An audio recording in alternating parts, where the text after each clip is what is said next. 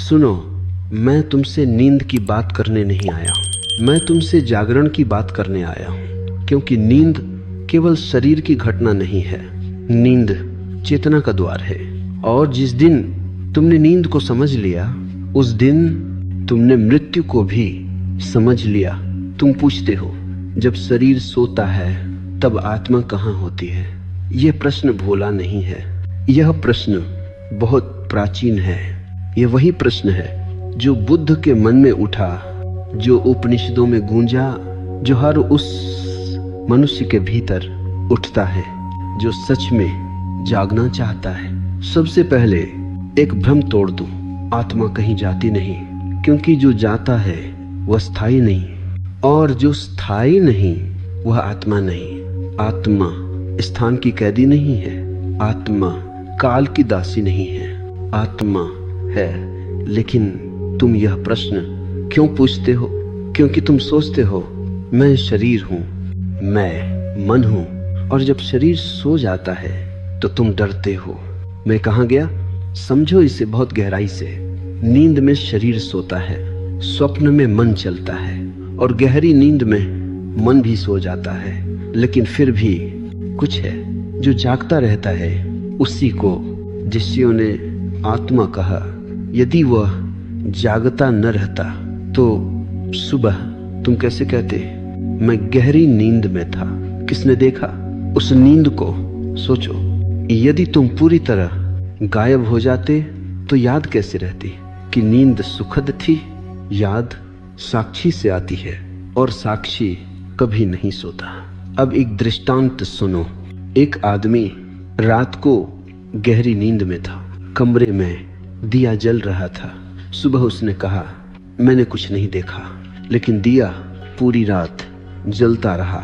नींद में आंखें बंद थीं, इसीलिए दृश्य नहीं था, लेकिन प्रकाश मौजूद था।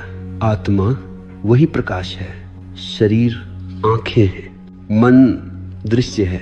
जब शरीर सोता है आंखें बंद होती हैं, जब मन सोता है दृश्य मिट जाता है, लेकिन प्रकाश मिटता नहीं। इसीलिए मैं कहता हूं नींद आत्मा की अनुपस्थिति ना ही है, नींद आत्मा की शुद्ध उपस्थिति है। जागते समय तुम बहुत उलझे रहते हो, विचार, इच्छाएं, डर, स्मृतियां, इन सब में आत्मा ढंक जाती है। नींद में परतें गिर जाती हैं, इसलिए गहरी नींद इतनी शांत होती है। तुम कहते हो नींद में मुझे बहुत सुख मिलता है। क्यों? क्योंकि वहां अहंकार नहीं, वहां चिंता नहीं, वहां मैं नहीं, और जहां मैं नहीं वहां आत्मा अपने आप प्रकट होती है। लेकिन ध्यान रखना, तुम उसे जान नहीं पाते। क्यों? क्योंकि जानने के लिए जागरण चाहिए। गहरी नींद में आत्मा है, लेकिन अचेतन रूप से। ध्यान में आत्मा है, सचेतन रूप से। यही कारण है कि उपनिषद कहते हैं सुषुप्ति समाधि की छाया है। अब एक बहुत गहरी बात, आत्मा नींद में जाती नहीं, तुम आत्मा में डूब जाते हो।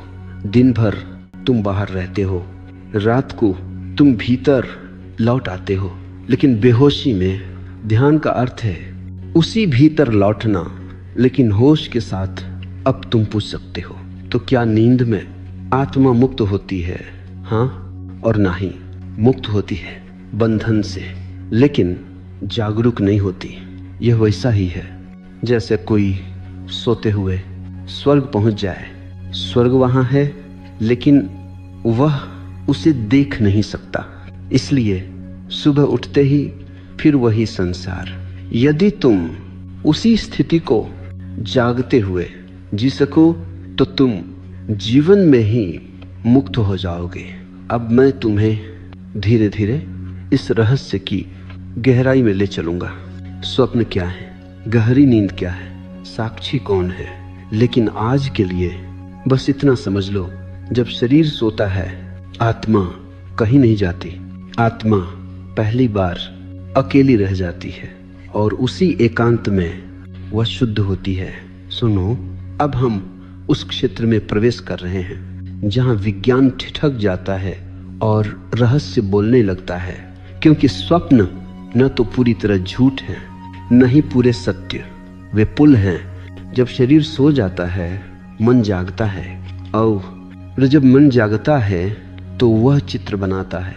इन चित्रों को तुम स्वप्न कहते हो, लेकिन ध्यान रखना, स्वप्न आत्मा नहीं है। स्वप्न मन की भाषा है और मन आत्मा की परछाई है। तुम दिन भर जो दबाते हो, रात को वह सपनों में उभर आता है। इच्छाएं जो पूरी नहीं हुई, डर जिनसे तुम भागते रहे, भावनाएं जिन्हें तुमने जीने नहीं दिया। स्वप्न कूड़ा नहीं है, वे संकेत हैं, लेकिन संकेत सीधे नहीं होते। मन प्रतीकों में बोलता है, इसलिए मैंने कहा है स्वप्न मन का काव्य है। अब प्रश्न उठता है, जब स्वप्न चल रहे होते हैं तब आत्मा कहाँ होती है? आत्मा पर्दे के पीछे होती है, चुप, स्थिर, साक्षी, जैसे कोई नाटक देख रहा हो। अभिनेता रो रहे हैं, हंस रहे हैं, भाग रहे हैं, और दर्शक बस देख रहा है। आत्मा दर्शक है, मन नाटक है, लेकिन फर्क इतना है, तुम दर्शक को भूल गए हो, तुम मंच पर उतर आए हो। इसलिए स्वप्न तुम्हें सच लगते हैं और डरावने भी। यदि स्वप्न में तुम्हें डर लगता है तो समझ लेना तुम मन में फंसे हो। यदि कभी ऐसा हो कि तुम स्वप्न देख रहे हो और साथ ही जानते हो कि यह स्वप्न है, तो वही क्षण जागरण का बीज है। इसे ही तंत्र में कहते हैं स्वप्न जागृति। अब एक दृष्टांत सुनो। एक शिष्य गुरु के पास आया। उसने कहा, मुझे डरावने सपने आते हैं। गुरु ने कहा, अच्छा है। शिष्य चौंका। गुरु बोला, कम से कम तुम्हारा मन अब झूठ नहीं छुपा रहा। देखो, दिन में तुम सभ्य हो, रात में मन नग्न हो जाता है, इसलिए स्वप्न असहज लगते हैं, लेकिन वही तुम्हें अपने भीतर की सच्चाई दिखाते हैं। अब समझो एक और गहरी बात, स्वप्न तुम्हें आत्मा की ओर नहीं ले जाते, वे तुम्हें मन से मुक्त करते हैं। जब तुम स्वप्नों को देखना सीख लेते हो तो धीरे धीरे उनका प्रभाव कम होने लगता है, और जिस दिन स्वप्न शांत हो जाते हैं उस दिन गहरी नींद शुद्ध हो जाती है। और शुद्ध गहरी नींद में मन भी सो जाता है। तब क्या बचता है? केवल आत्मा। उसी अवस्था को उपनिषद कहते हैं सुषुप्ति। लेकिन अभी तुम वहां नहीं हो, तुम स्वप्नों के जंगल में हो। इसलिए मैं कहता हूं, स्वप्नों से लड़ो मत, उन्हें देखो। जो देखा गया वह धीरे धीरे अपनी शक्ति खो देता है, और जब मन शांत होता है तो आत्मा पहली बार स्पष्ट दिखाई देती है। लेकिन अभी तुम्हें केवल उसकी सुगंध मिलती है। गहरी नींद में तुम आनंदित होते हो, लेकिन नहीं जानते क्यों। ध्यान में तुम जान पाओगे क्यों। यही अंतर है। अब एक सूत्र अपने हृदय में रख लो। स्वप्न मन की सफाई है, ध्यान आत्मा का दर्शन। और जो व्यक्ति स्वप्नों को समझ लेता है वह धीरे धीरे ध्यान के लिए तैयार हो जाता है। अब हम उस क्षेत्र में प्रवेश कर रहे हैं जहां शब्द लगभग असमर्थ हो जाते हैं, क्योंकि गहरी नींद अनुभव है, विचार नहीं। फिर भी मैं बोलूंगा, क्योंकि कभी कभी शब्द उंगली बन जाते हैं। चांद की ओर इशारा करते हुए तुमने अनुभव किया है गहरी नींद। वहां न स्वप्न है, न विचार, न इच्छाएं, न मैं। फिर भी सुबह उठकर तुम कहते हो, मैं बहुत गहरी नींद में था, बहुत सुख मिला। अब सोचो, ये कौन कह रहा है? यदि वहां कुछ भी नहीं था तो ये जानने वाला कौन था कि सुख था?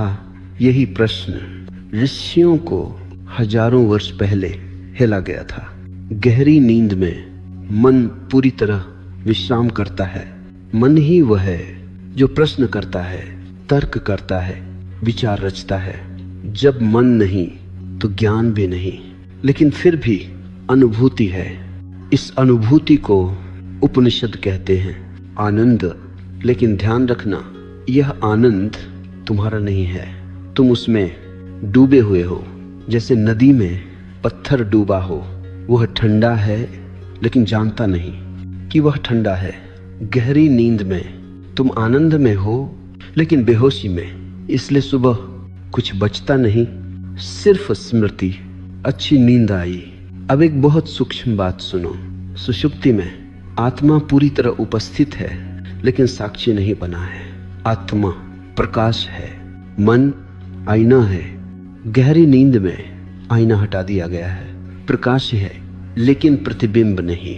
इसलिए तुम वहां हो लेकिन देख नहीं रहे। अब समझो क्यों गहरी नींद इतनी ताजगी देती है।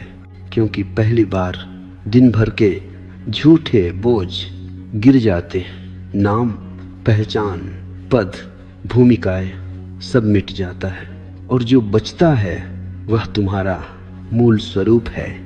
लेकिन तुम उसे पहचान नहीं पाते, क्योंकि पहचान के लिए साक्षी चाहिए। यही कारण है कि बुद्ध कहते हैं नींद मुक्तिदायक है लेकिन मुक्ति नहीं। अब एक दृष्टांत सुनो। एक आदमी रात भर गहरे समुद्र में तैरता रहा। सुबह उसने कहा मैं बहुत शांति में था, लेकिन उसने समुद्र को देखा नहीं। यदि वह आंखें खोलकर तैरता तो वह जानता मैं समुद्र में हूं। गहरी नींद समुद्र में आंखें बंद करके तैरने जैसी है। ध्यान आंखें खोलकर उसी समुद्र में तैरना है। अब समझो एक और रहस्य, मृत्यु और गहरी नींद बहुत समान है। दोनों में शरीर और मन छूट जाते हैं। न फर्क केवल इतना है, नींद से वापसी होती है, मृत्यु से नहीं। लेकिन जो व्यक्ति ध्यान में जाग गया है उसके लिए मृत्यु भी वापसी बन जाती है, क्योंकि वह जानता है मैं शरीर नहीं हूं, मैं मन नहीं हूं। इसलिए मैं कहता हूं जो गहरी नींद को समझ लेता है वह मृत्यु से डरना छोड़ देता है। अब एक बहुत महत्वपूर्ण सूत्र अपने हृदय में उतार लो। गहरी नींद तुम्हारा स्वभाव है, जागरण तुम्हारी संभावना। नींद में तुम वही हो जो तुम वास्तव में हो, जागते में तुम वही हो जो तुम बन गए हो।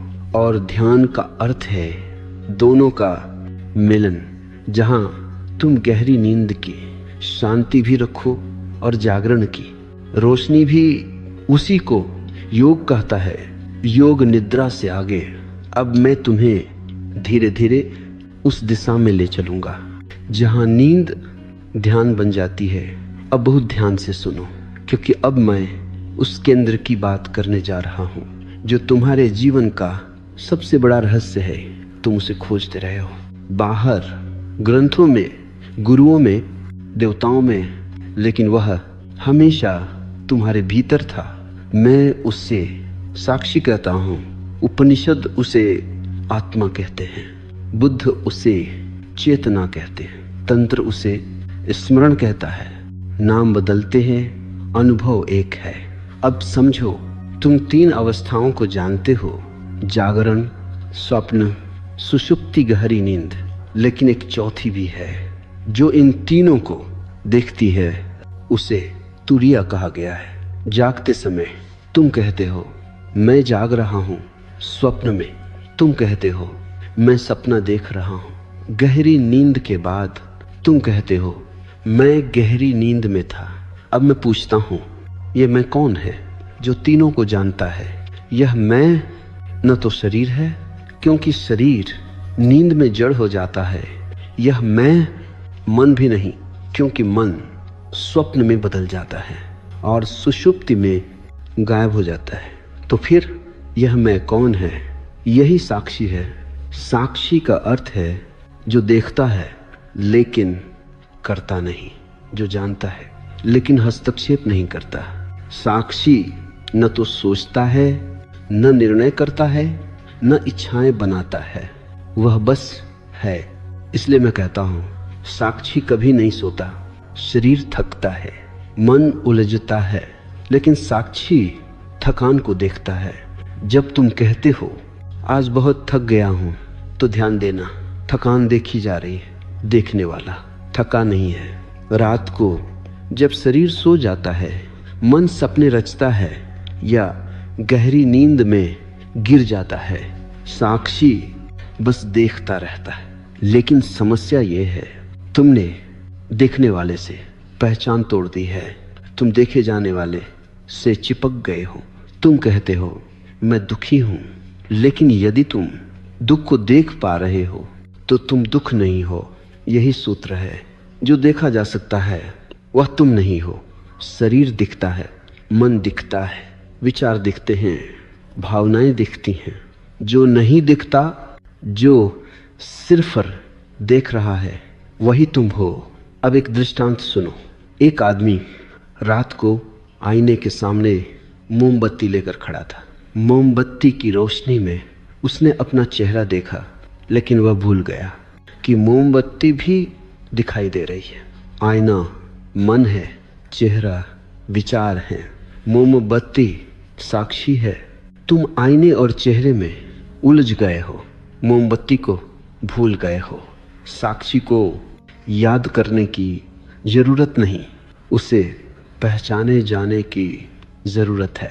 अब समझो, नींद में क्या होता है। जब तुम सोते हो, पहचान ढीली पड़ जाती है। तुम शरीर नहीं रहते, तुम मन नहीं रहते, इसलिए थोड़ा विश्राम मिलता है। लेकिन जागते ही फिर वही पहचान, फिर वही बोझ। ध्यान का अर्थ है जागते हुए पहचान को गिरा देना। जब तुम ध्यान में बैठते हो और विचार उठते हैं, तो उन्हें रोको मत, उन्हें देखो। जो देखता है वही साक्षी है। धीरे धीरे देखने वाला मजबूत होता है, देखा जाने वाला कमजोर। और एक दिन अचानक एक विस्फोट होता है। तुम देखते हो, मैं कभी सोया ही नहीं। शरीर सोया, मन सोया, लेकिन मैं सदा जागा रहा। यही अनुभूति मृत्यु के डर को जला देती है, क्योंकि अब तुम जान गए, जो जागता है वह मर नहीं सकता। अब एक बहुत गहरा सूत्र अपने हृदय में रख लो। नींद में तुम साक्षी हो, लेकिन अनजाने में, ध्यान में तुम साक्षी हो होश के साथ। यही फर्क है अंधेरे और प्रकाश का। अब मैं तुम्हें अगले चरण पर ले चलूंगा, जहां नींद और ध्यान एक दूसरे में घुलने लगते हैं। अब हम उस बिंदु पर आ रहे हैं जहां नींद और ध्यान एक दूसरे के विरोधी नहीं रहते, बल्कि एक दूसरे में घुलने लगते हैं। इस अवस्था को नस्यों ने कहा योग निद्रा। ध्यान से सुनो, क्योंकि यहाँ बहुत लोग गलत समझ लेते हैं। योग निद्रा कोई तकनीक नहीं है, यह कोई अभ्यास नहीं है जिसे तुम कर सको। यह एक अवस्था है जिसे तुम हो जाते हो। साधारण नींद में तुम बेहोश हो जाते हो, ध्यान में तुम जागते रहते हो। योग निद्रा में शरीर सो जाता है, मन शांत हो जाता है, लेकिन साक्षी जागा रहता है। यह वैसा ही है जैसे घर की बत्तियां बंद हो जाएं, खिड़कियां बंद हो जाएं, लेकिन भीतर दीपक जलता रहे। अब समझो क्यों योग निद्रा इतनी गहरी शांति देती है, क्योंकि पहली बार थकान पूरी तरह उतरती है। साधारण नींद में तुम आराम करते हो, लेकिन भीतर बीज बने रहते हैं, इच्छाओं के, डर के, अहंकार के। योग निद्रा में वे बीज भी जल जाते हैं। इसलिए मैं कहता हूँ, योग निद्रा केवल विश्राम नहीं है, यह शुद्ध है। अब तुम पूछोगे यह अवस्था आती कैसे है? उत्तर बहुत सरल है। जबरदस्ती नहीं, संघर्ष नहीं, केवल स्मरण। जब तुम सोने जा रहे हो, अक्सर क्या होता है, मन कल की योजनाओं में उलझ जाता है या बीते हुए घावों में, और फिर तुम अचानक बेहोश हो जाते हो। योग निद्रा की शुरुआत यही बदलती है। तुम सोते समय जागरण को साथ ले जाते हो। मैं तुम्हें एक बहुत कोमल संकेत दे रहा हूं। इसे विधि मत बनाना, इसे अभ्यास मत बनाना, बस सुनो। जब तुम बिस्तर पर लेटो तो शरीर को पूरी तरह छोड़ दो, कोई तनाव मत रखो। फिर अपनी श्वास को देखो, बदलना नहीं, नियंत्रण नहीं, बस देखना। धीरे धीरे श्वास गहरी होगी, शरीर भारी होगा, मन कहेगा अब सो जाओ, लेकिन तुम मन की बात सुनो मत। सुनो उस शांति को जो फैल रही है। यदि तुम देखते देखते सो गए तो कुछ भी खोया नहीं, लेकिन यदि देखना बचा रहा तो चमत्कार घटेगा। तुम देखोगे शरीर सो गया है, मन भी सो गया है, लेकिन तुम ये सब देख रहे हो। यही योग निद्रा है। इस अवस्था में स्वप्न बदल जाते हैं, वे हल्के हो जाते हैं, पारदर्शी हो जाते हैं, और एक दिन स्वप्न भी गिर जाते हैं। तब रात शुद्ध हो जाती है। अब समझो क्यों बुद्ध कहते थे सोते हुए भी जागो। यह कोई काव्य नहीं था, यह अनुभव था। योग निद्रा में तुम पहली बार मृत्यु का अभ्यास करते हो। डरो मत, मृत्यु भयानक नहीं है, भयानक है अचेतन मृत्यु। योग निद्रा तुम्हें सचेत मृत्यु सिखाती है, और जो व्यक्ति सचेत मरना सीख लेता है वह फिर कभी नहीं मरता, क्योंकि अब वह जान गया मैं शरीर नहीं हूँ, मैं मन नहीं हूँ। अब एक बहुत गहरा और सुंदर सूत्र योग निद्रा मृत्यु और समाधि के बीच का सेतु है। यदि यह सेतु समझ लिया गया तो जीवन हल्का हो जाता है। अब मैं तुम्हें अगले चरण पर ले चलूंगा, जहां मृत्यु और नींद एक दूसरे के दर्पण बन जाते हैं। अब मैं तुम्हें उस शब्द के सामने खड़ा करता हूं जिससे मनुष्य सबसे ज्यादा डरता है, मृत्यु। लेकिन सुनो, मैं तुम्हें डराने नहीं आया हूं, मैं तुम्हें डर से मुक्त करने आया हूं। जिस दिन तुम नींद को समझ लेते हो उस दिन मृत्यु का भय अपने आप गिर जाता है, क्योंकि मृत्यु कोई अनजान घटना नहीं है। मृत्यु सबसे गहरी नींद है। हर रात तुम मृत्यु का छोटा सा अभ्यास करते हो। शरीर छोड़ते हो, मन छोड़ते हो, नाम, पहचान, इतिहास सब गिर जाता है, और सुबह फिर लौट आते हो। मृत्यु में भी ठीक यही होता है। फर्क केवल इतना है, वहां लौटना नहीं होता। लेकिन अब एक बहुत सूक्ष्म बात समझो, जो लौटता नहीं वह जाता भी नहीं। मृत्यु में जो जाता हुआ दिखता है वह शरीर है, जो बदलता हुआ दिखता है वह मन है। लेकिन जो देख रहा है कि शरीर छूट रहा है, मन छूट रहा है, वो कहाँ जाएगा? वह साक्षी न तो आता है न जाता है। इसलिए उपनिषद कहते हैं न जायते म्रियते व कदाचित आत्मा, कभी जन्म नहीं लेती, कभी मरती नहीं। तुम मृत्यु से डरते हो क्योंकि तुम खुद को शरीर मानते हो, और शरीर नश्वर है। लेकिन जब तुम नींद में उतरते हो तो तुम शरीर नहीं रहते, फिर भी डर नहीं लगता। क्यों? क्योंकि उस समय अहंकार सो गया होता है। डर अहंकार का गुण है। जहां मैं है वहां डर है। नींद में मैं नहीं होता, इसलिए शांति होती है। अब कल्पना करो, यदि वही अवस्था जागते हुए उपलब्ध हो जाए तो मृत्यु कैसी लगेगी? वह उत्सव बन जाएगी।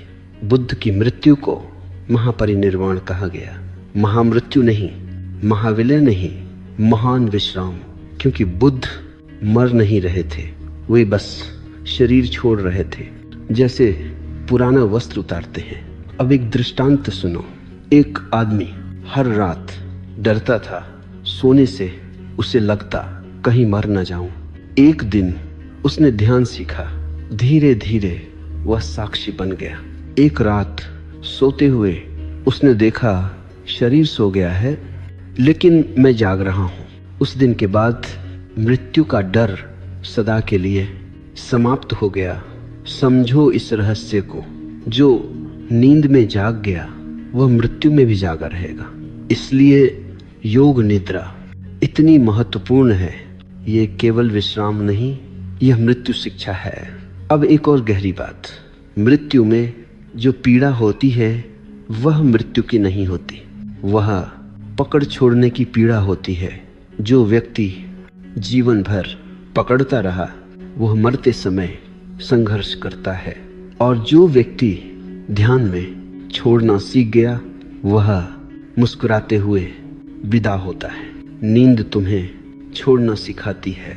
हर रात तुम संसार छोड़ते हो, लेकिन अनजाने में ध्यान तुम्हें जानबूझकर छोड़ना सिखाता है। इसलिए मैं कहता हूँ, ध्यान मृत्यु की पूर्व तैयारी है, लेकिन डरने की नहीं, उत्सव की। जब मृत्यु आएगी तो जागृत व्यक्ति कहता है आओ, और अचेत व्यक्ति कहता है रुको। यही फर्क है दुख और मुक्ति का।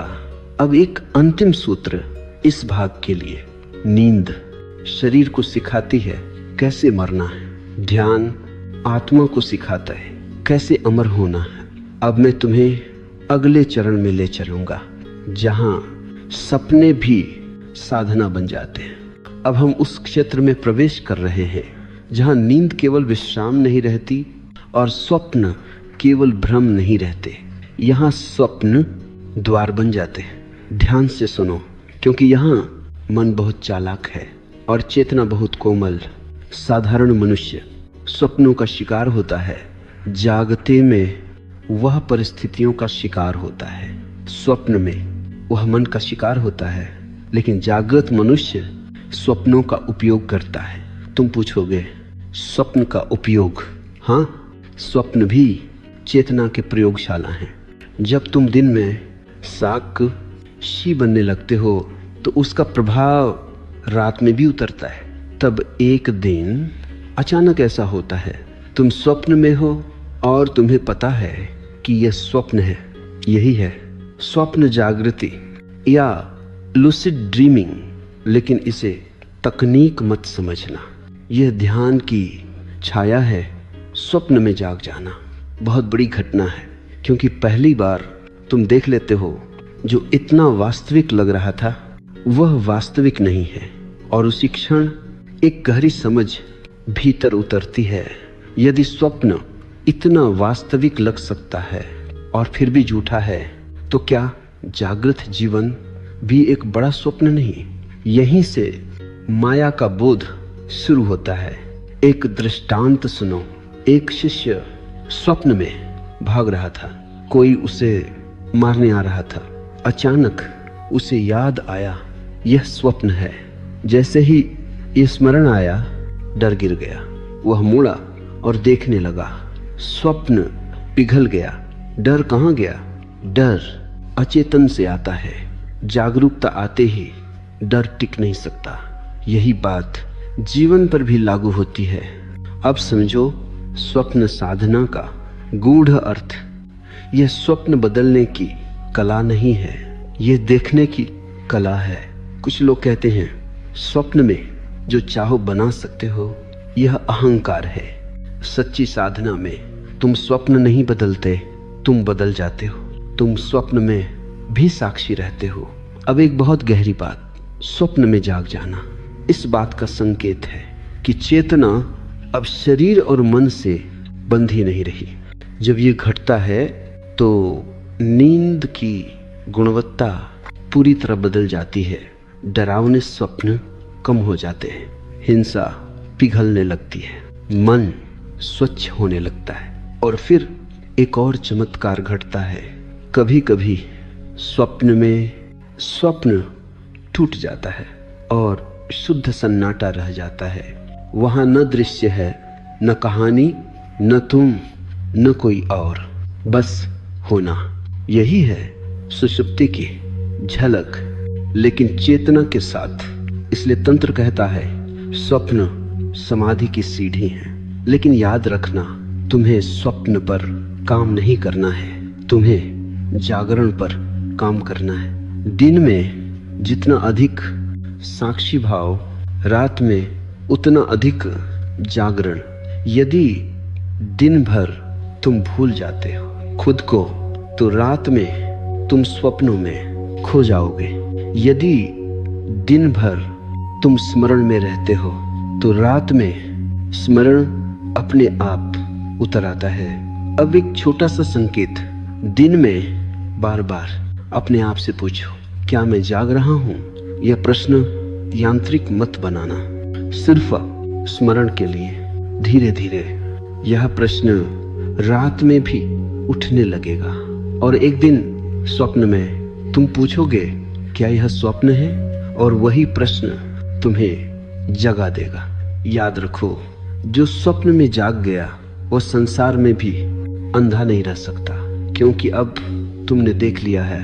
दृश्य बदलते हैं, देखने वाला नहीं। अब मैं तुम्हें अगले और अंतिम 2 चरणों की ओर ले चलूंगा, जहां नींद, स्वप्न, जागरण और मृत्यु एक ही सत्य में घुल जाते हैं। अब हम उस सीमा पर खड़े हैं जहां भाषा कांपने लगती है, क्योंकि तुरिया कोई अनुभव नहीं है, वह अनुभव करने वाला है। फिर भी मैं बोलूंगा, क्योंकि कभी कभी शब्द मौन तक ले जा सकते हैं। तुम 3 अवस्थाएं जानते हो, जागरण, स्वप्न, सुषुप्ति। इन तीनों में कुछ आता जाता है, दृश्य बदलते हैं, कहानियां बदलती हैं, मैं बदलता है, लेकिन एक है जो नहीं बदलता, वह सदा मौजूद रहता है। उसी को उपनिषद कहते हैं तुरिया। तुरिया कोई चौथी अवस्था नहीं है, जैसे पहली, दूसरी, तीसरी, यह तीनों का आधार है। जैसे स्क्रीन फिल्म नहीं है, लेकिन बिना स्क्रीन फिल्म नहीं। जागरण तुरिया पर घटता है, स्वप्न तुरिया पर घटता है, सुषुप्ति तुरिया पर घटती है। लेकिन तुम फिल्म में इतने डूबे हो कि स्क्रीन को भूल गए हो। तुरिया में न तुम जागते हो न सोते हो। तुरिया में न स्वप्न है न विचार। तुरिया में बस यह बोध है, मैं हूं। लेकिन ध्यान रखना, यह मैं हूं अहंकार नहीं है। अहंकार कहता है मैं यह हूं, मैं वह हूं। तुरिया कहता है बस हूं। इस बस हूं में कोई सीमा नहीं, न शरीर की, न मन की, न समय की। इसीलिए तुरिया में नींद भी ध्यान बन जाती है। जब तुम तुरिया में स्थिर हो जाते हो, तो सोते समय भी कुछ नहीं बदलता। शरीर सोता है, मन विश्राम करता है, लेकिन भीतर वही उजाला। यह वैसा है जैसे सूर्य बादलों के पीछे छिप जाए। बादल आते जाते हैं, सूर्य नहीं। अब समझो क्यों ऋषियों ने कहा जो तुरिया में स्थित है वह सोते हुए भी जागता है। इस अवस्था में स्वप्न हल्के हो जाते हैं, वे आते हैं जाते हैं, और तुम उनसे चिपकते नहीं। कभी कभी स्वप्न भी नहीं आते, गहरी नींद आती है लेकिन बेहोशी नहीं। वहां अद्भुत शांति है, न आनंद की उत्सुकता, न दुख का भय, बस पूर्णता। अब एक दृष्टांत सुनो। एक साधक बरसों साधना करता रहा। एक दिन उसने गुरु से कहा, अब मुझे नींद वैसी नहीं आती जैसी पहले आती थी। गुरु हंसा और बोला, अब नींद तुम पर आती है, तुम नींद पर नहीं।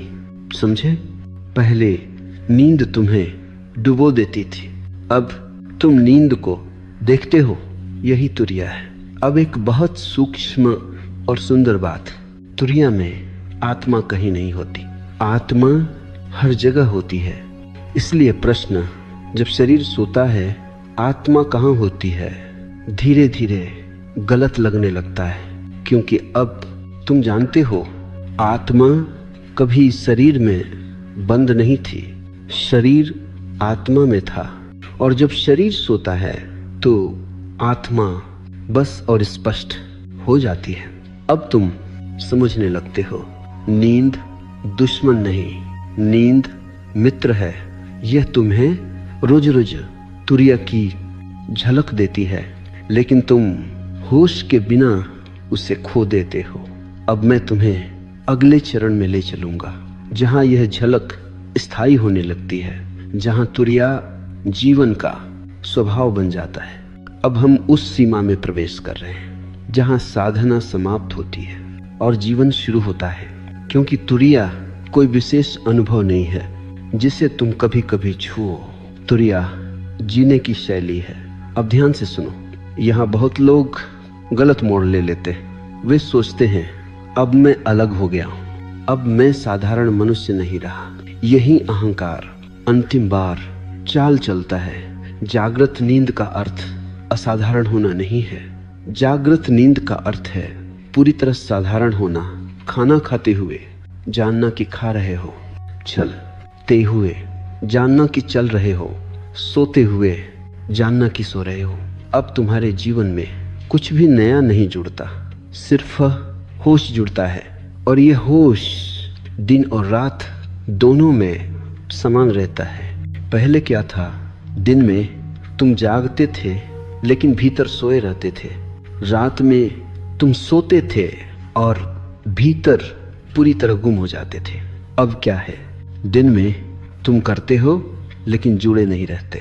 रात में तुम सोते हो लेकिन खोते नहीं। यही है जागृत नींद। अब समझो, इस अवस्था की सबसे बड़ी पहचान, यहाँ डर गायब हो जाता है। डर किसका? मृत्यु का, अकेलेपन का, असफलता का। क्योंकि अब तुम जानते हो जो देख रहा है वह सुरक्षित है। शरीर बीमार हो सकता है, मन दुखी हो सकता है, पर साक्षी स्पर्शित रहता है। अब एक दृष्टांत सुनो। एक व्यक्ति नदी में नाव पर बैठा था। पहले वह लहरों से डरता था, फिर उसने जाना मैं नाव नहीं हूं, मैं यात्री हूं। लहरें आती रही, नाव हिलती रही, लेकिन डर गायब हो गया। जागृत नींद में तुम यही जानते हो, शरीर नाव है, मन लहरें हैं, मैं यात्री हूं। अब देखो इसका प्रभाव संबंधों पर। पहले तुम दूसरे से चिपकते थे क्योंकि भीतर डर था, खो न जाऊं। अब तुम प्रेम करते हो लेकिन निर्भर नहीं रहते, इसलिए प्रेम हल्का हो जाता है, शुद्ध हो जाता है। अब देखो इसका प्रभाव नींद पर। पहले नींद डुबो देती थी, अब नींद विश्राम देती है, विलय नहीं। स्वप्न आते हैं लेकिन पकड़ नहीं बनाते। गहरी नींद आती है लेकिन बेहोशी नहीं। अब एक बहुत गहरा और निर्णायक सूत्र, जागृत नींद का अर्थ है जीवन और मृत्यु दोनों में समान होश। ऐसा व्यक्ति मरते समय भी जानता है अब शरीर छूट रहा है, इसलिए उसके चेहरे पर घबराहट नहीं, शांति होती है। यही कारण है कि बुद्ध की मृत्यु उत्सव बनी। अब अंतिम बात इस भाग के लिए, जब जागृत नींद स्थिर हो जाती है तो प्रश्न बदल जाते हैं। अब तुम नहीं पूछते आत्मा कहाँ जाती है, अब तुम जानते हो आत्मा कभी गई ही नहीं, शरीर आया गया, मन उठा गिरा, लेकिन जो जान रहा था वह सदा था। अब मैं तुम्हें अंतिम भाग की ओर ले चलूंगा जहां प्रश्न पूरी तरह गिर जाते हैं, जहां उत्तर भी जरूरी नहीं रहते। अब हम उस क्षण पर आ गए जहां कहना धीरे धीरे अनावश्यक हो जाता है, क्योंकि जो कहा जा सकता था कह दिया गया और जो नहीं कहा जा सकता वह अब तुम्हारे भीतर धड़क रहा है। तुमने पूछा था जब शरीर सोता है तब आत्मा कहाँ होती है। अब मैं तुमसे पूछता हूँ, क्या यह प्रश्न अब भी वैसा ही है? क्योंकि अब तुम धीरे धीरे देखने लगे हो आत्मा किसी स्थान में नहीं होती, स्थान आत्मा में होता है। शरीर सोता है, मन विश्राम करता है, स्वप्न आते जाते हैं, लेकिन जो इन सबको देख रहा है वह कभी नहीं सोता। पहले तुम सोचते थे आत्मा कुछ है जो शरीर के भीतर रहती है, अब तुम जानते हो शरीर एक तरंग है आत्मा के अनंत सागर में। अब ये पूछना कि आत्मा कहाँ है वैसा ही है जैसे पूछना आकाश कहाँ है। आकाश किसी में नहीं है, सब कुछ आकाश में है, आत्मा भी ऐसी ही है। अब एक अंतिम और निर्णायक बात सुनो। जब तुम सोते हो तो आत्मा और भी स्पष्ट हो जाती है, क्योंकि बाधाएं हट जाती हैं। दिन में तुम बहुत कुछ हो, नाम, भूमिका, इतिहास। रात में ये सब गिर जाते हैं, इसलिए नींद इतनी मधुर लगती है।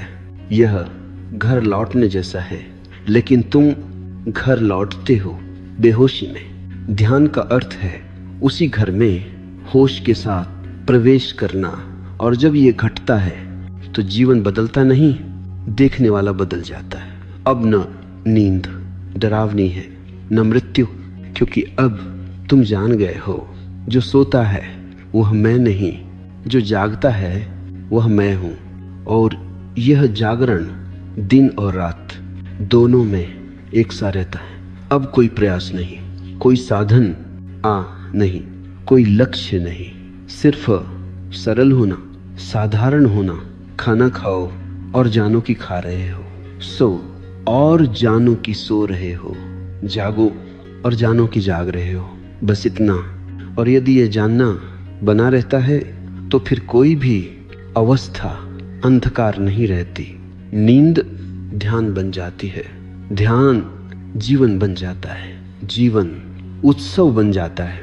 अब मैं कोई निष्कर्ष नहीं दे रहा, क्योंकि निष्कर्ष मन चाहता है और यहाँ मन को थक जाना चाहिए। अब मौन काफी है। यदि इस मौन में तुम ठहर सको तो तुम समझ जाओगे आत्मा कभी गई ही नहीं थी, तुम ही कभी कभी उसे भूल जाते थे। अब जाओ, लेकिन जाओ मत, क्योंकि जो समझा गया वह कहीं नहीं जाता। मैं यही हूँ, तुम्हारी श्वास में, तुम्हारी नींद में, तुम्हारे जागरण में। और याद रखो, जब शरीर सोता है आत्मा अपने ही घर में और गहराई से उपस्थित होती है। अब कोई प्रश्न शेष नहीं, यदि कोई है भी तो उसे सो जाने दो, क्योंकि अब तुम जाग रहे हो।